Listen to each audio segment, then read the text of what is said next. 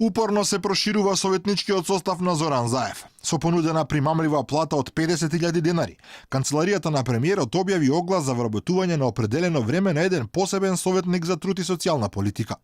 Од кандидатот за советничко место се бара да има високо образование од областа социјална работа и социјална политика, да има најмалку 5-годишно работно искуство, од кој најмалку 1 година во областа на социјалната политика, правните работи или заштита на човековите права и слободи, но се бара да биде и подготвен да ги исполни и посебните услови за работното место. Работа за време на неделен одмор и работа за време на празници утврдени со закон заради извршување на итни и неодложни работи. Во секторот на социјална политика, според нашите сознанија, лицето Горан Стаменковски веќе се води како надворешен соработник. Од владата се уште не ни одговорија дали огласот всушност е објавен токму за ова лице да биде именувано за посебен советник или можеби ќе има двајца ангажирани во истиот сектор.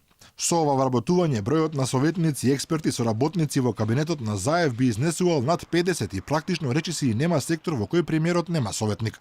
И покрај тоа во јавноста постои впечаток дека нема подобрување на состојбите во била која област покриена со советници, а сите примаат пари од даноците на граѓаните, па се поставува прашање која е целта од нивното ангажирање. Од друга страна, актуелната гарнитура пред да дојде на власт, најголемите критики за претходната влада ги насочуваше токму кон нерационалните и скапи вработувања, кои одат на грбот на народот, а не и носат никаква корист на државата.